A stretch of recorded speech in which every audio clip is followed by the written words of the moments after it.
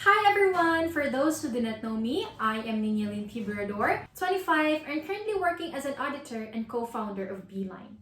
First off, I would like to congratulate you, my dear graduates, for completing the additional 2 years of your academic journey amidst in our current situation. You have done good despite the difficulties this pandemic has brought us, especially answering all your modules without the face-to-face discussion. I can't imagine if I were in your shoes. So give yourselves a pat on the back, because you did great. At this point, let me ask you, what are your plans? Others might say they will go to college, or others may not have the chance for further education, so they decide to work, or others simply do not know what to do next.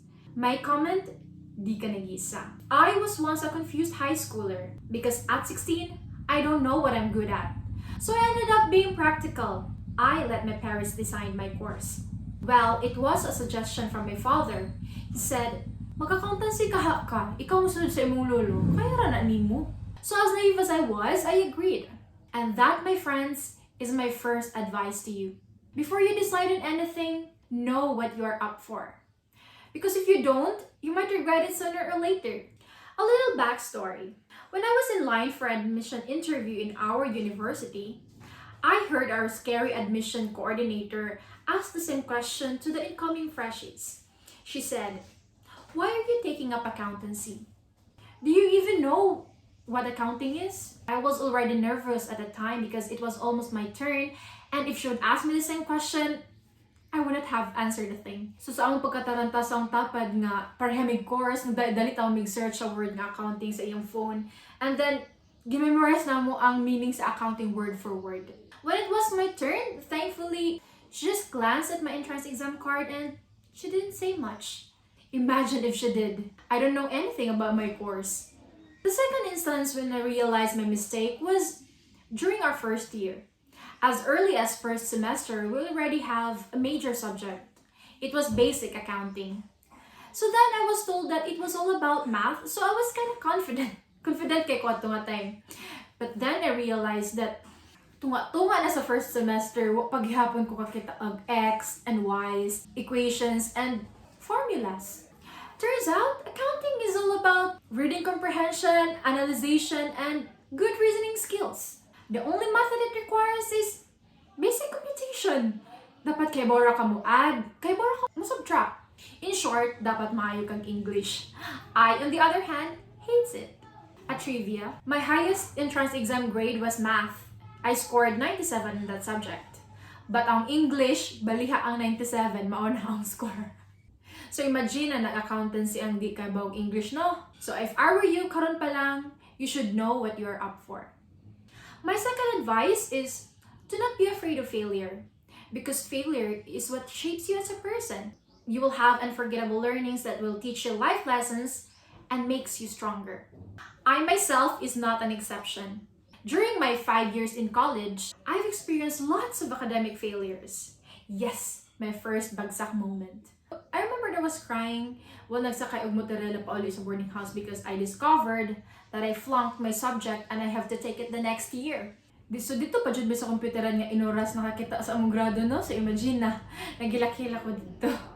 I even recalled my papa saying, "Basi naglain na imong huna-huna ha?" Because kaingon siya nga ma-depressed ko at nga time. Gladly, I am a positive person. I treated my struggles as stepping stone for success. So bisag unsa kalisod imong ma-experience, just remember nga lumalabay ra ang tanan. This too shall pass. Just know that God won't give you what you can't handle. So hang in there. Everything happens for a reason. My last advice is celebrate your wins, whether it's big or small.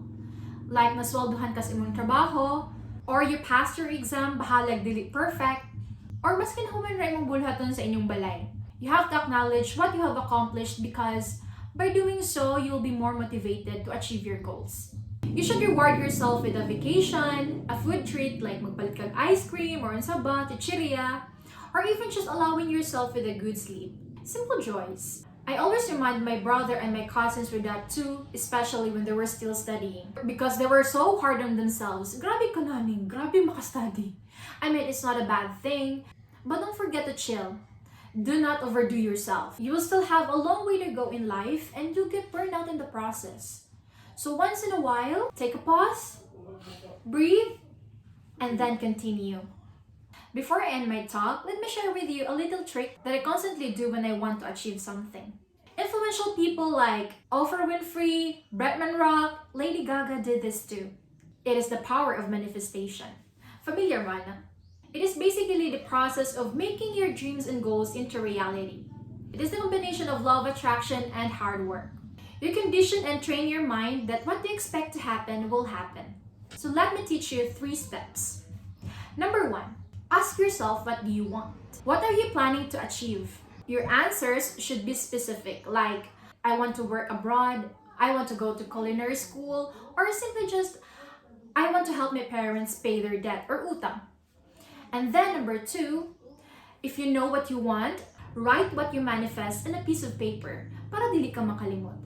Others put it in their notebook or in their journals, or like me, I always put it in a piece of paper and then I'd stick it somewhere where I can see it every day. Lastly, work what you manifest, because it won't magically happen overnight. The process will take time, as it depends on how simple or how complex your goal is. And then as time goes by, you'll realize na, hala, nahitabo naman ito ang gisuwat, no? Let me share with you 2 of my experiences to prove to you that manifestation works. The first time I did it was way back in high school when a friend of mine suggested it. That time, I was aiming to become the class valedictorian. So, he told me to grab a piece of paper and then write the word valedictorian bold and clear. Then I have to put it in my wall and make sure na makita na ko siya every day. Makita na ko siya pag mata sa buntag, while ga-study, or even before matulog. Amazing as it was, it came true. I also did it when I was reviewing for my licensure exam. This time, I was very specific. I can't risk na mabagsak ko. I manifest that I will pass the test and became a CPA in that same year. So I wrote on a piece of paper the word CPA in May 2017. And then I put it in my study area where I can see it every day. True enough, it also happened. So imagine how powerful our mind works, no? Pero syempre, do not forget that we should do it together with hard work. Dili na kayo magsikag manifest, unya wala kay gibuhat. So that's it. I hope, my dear graduates, that you've learned something from me today. And I pray that you will also achieve your goals and eventually can call yourselves successful in your own meaning.